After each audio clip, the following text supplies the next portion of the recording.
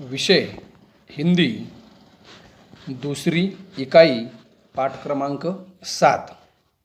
पाठ का नाम है महिला आश्रम। आश्रम का अर्थ है बेसहारा लोगों के लिए बनाई गई कुटिया या मठ। अब यहाँ पर बेसहारा महिलाओं के लिए बनाया गया आश्रम, क्योंकि पाठ का नाम महिला आश्रम है, केवल महिलाओं के लिए। इस पाठ के लेखक काका कालेलकर, जिनका जन्म 1885 सातारा महाराष्ट्र में हुआ, मृत्यु 1981 नई दिल्ली। परिचय। काका कालेलकर के नाम से विख्यात दत्तात्रेय बालकृष्ण कालेलकर जी ने हिंदी, गुजराती, मराठी और अंग्रेजी भाषा में समान रूप से लेखन कार्य किया। राष्ट्रभाषा के प्रचार को राष्ट्रीय कार्यक्रम मानने वाले काका कालेलकर उच्च कोटि के वैचारिक निबंधकार हैं। विभिन्न विषयों की तर्कपूर्ण व्याख्या आपकी लेखन शैली के विशेष गुण हैं। अब यह हुआ है लेखक का परिचय। आप गद्य संबंधी देखेंगे। अब यह एक पत्र है। पाठ का नाम क्या है? महिला आश्रम। यह काका कालेलकर जी का एक पत्र है। प्रस्तुत पत्र में कालेलकर जी ने महिला आश्रम की स्थापना, उसकी व्यवस्था, उसका वातावरण, नियम आदि के बारे में विस्तृत निर्देश या सूचनाएं दी है।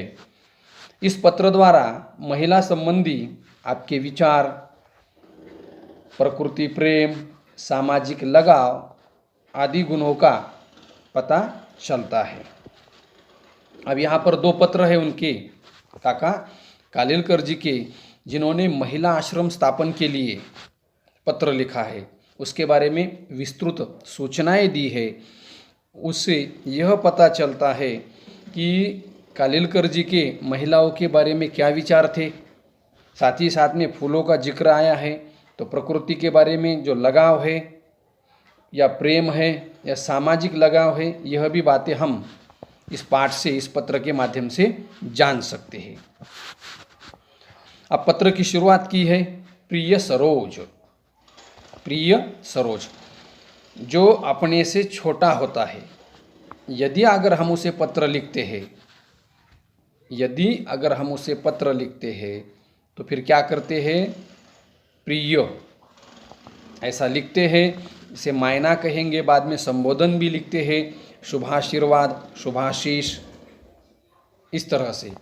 तो प्रिय सरोज, जिस आश्रम की कल्पना की है।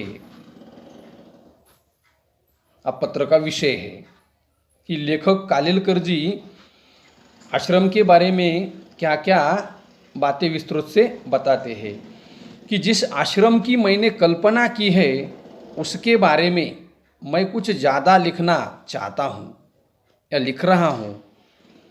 यदि अगर ऐसा करता हूँ तो बहन को सोचने में मदद होगी।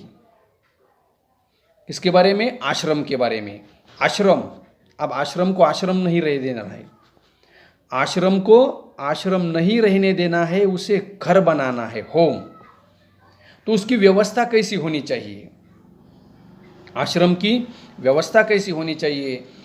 तो उसकी व्यवस्था में या संचालन में, इसका मतलब प्रबंध में, किसी पुरुष का संबंध न हो। अब आश्रम की व्यवस्था के नियम चल रहे, उसमें एक नियम है कि किसी पुरुष का संबंध न हो व्यवस्थापन में। दूसरा बताया है कि उस आश्रम का विज्ञापन अखबार में नहीं दिया जाएगा। क्या दिया है दूसरा? कि उस आश्रम का विज्ञापन अखबार में नहीं दिया जाए। उसके लिए पैसे तो सहज मिलेंगे, लेकिन कहीं मांगने जाना नहीं है। आश्रम के लिए पैसे मांगने के लिए कहीं जाने की आवश्यकता नहीं है। तीसरा नियम बताया है। बाद में कहते हैं कि जो महिला आएगी वह अपने खाने पीने तथा कपड़े लत्ते की व्यवस्था यानी प्रबंध करके ही आएगी। यानी जो बहन आश्रम में रहने के लिए आएगी वह स्वयं के खाने पीने की और कपड़े की व्यवस्था करेगी। फिर आगे कहते हैं, यदि अगर वे गरीब है, कौन? वे महिला, आने वाली महिलाएं या वो महिला गरीब है, तो उसकी सिफारिश करने वाली, सिफारिश करने वाले मतलब किसी के पक्ष में बोलने वाले, ये सिफारिश करने वाले लोगों को उस महिला का खर्च करना होगा या खर्च की व्यवस्था करनी होगी। उसके बाद कि पूरी पहचान और परिचय होने के बिना, यदि अगर किसी का परिचय नहीं है, किसी की पहचान नहीं है, तो ऐसी महिला को वहाँ पर दाखिला नहीं दिया जाएगा। इसका मतलब आश्रम में नहीं लिया जाएगा। अब जो महिला आश्रम में दाखिल होती है, आश्रम में रहने के लिए आई है या आई हुई थी, वो जब चाहे तब आश्रम को छोड़ सकती है, जब चाहे तब वो आश्रम को छोड़ सकती है। या आश्रम को यदि अगर उस महिला का आचरण ठीक ना लगे, 1 या 3 महीने का नोटिस देकर आश्रम किसी भी महिला को वहाँ से हटा सकता है। लेकिन इसका मतलब किसी को भी हटाना नहीं है, तो ऐसा कदम सोचकर लेना पड़ेगा। लेखक कहते हैं यदि अगर ऐसा हुआ भी तो ऐसा कदम हमें सोचकर लेना पड़ेगा। अब आश्रम का और एक नियम है, जो पहले 3 नियम बताए थे कि पुरुष का किसी व्यवस्था में संबंध न होगा, आश्रम का विज्ञापन अखबार में नहीं दिया जाएगा, या कहीं भी पैसे मांगने के लिए नहीं जाना है। अब चौथा नियम है कि आश्रम किसी एक धर्म से चिपका नहीं होगा, यानी आश्रम किसी एक धर्म से जुड़ा नहीं होगा कि इस धर्म की महिला ही केवल इसमें आ सकती है, ऐसा कुछ नहीं है। केवल वो महिला होनी चाहिए, गरीब होनी चाहिए, वो आश्रम में आ सकती है। आश्रम को सभी धर्म मान्य होंगे। यहाँ तक कि आश्रम का वातावरण कैसा? सामान्य सदाचार, भक्ति तथा सेवा का वातावरण उस आश्रम में होगा। आश्रम में स्वावलंबन हो सके उतना ही रखना चाहिए। स्वावलंबन, सादगी, जो महिलाएं आश्रम में रहने के लिए आई है, सादगी भरा उनका व्यवहार होना चाहिए, आग्रह रहना चाहिए।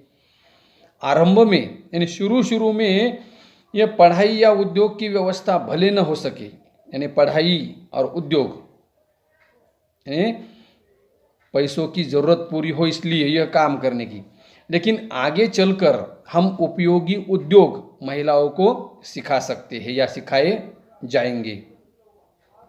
पढ़ाई भी आसान हो, पढ़ाई भी आसान हो, केवल लिखना पढ़ना आना चाहिए। इसका मतलब यह आश्रम शिक्षा संस्था नहीं होगी। क्या कहा है कि यहाँ शिक्षा संस्था नहीं होगी। फिर भी कलह और कूढ़न से मुक्त वातावरण होना चाहिए। आश्रम का वातावरण कैसा होना चाहिए? कलह और कूढ़न।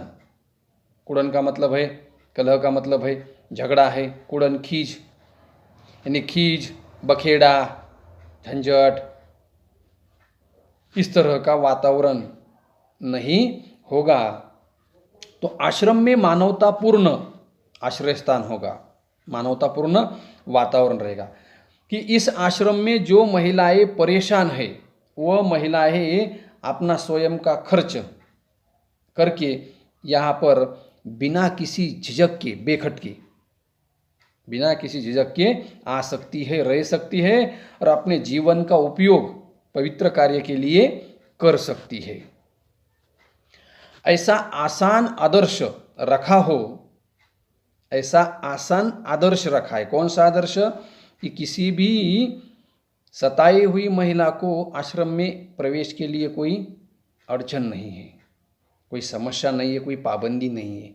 स्वयं का खर्च करके वह रह सकती है और अपना जीवन पवित्र कार्य के लिए समर्पित कर सकती है।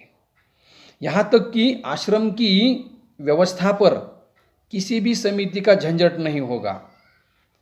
तो आश्रम में रहने वाली जो बहनें हैं, बहन है, वह सुंदर तरीके से आश्रम का काम चला सकती है। उन पर किसी का बोझ नहीं होगा, यानी किसी के शक्ति नियम नहीं होगी जिससे कि उन्हें परेशानी हो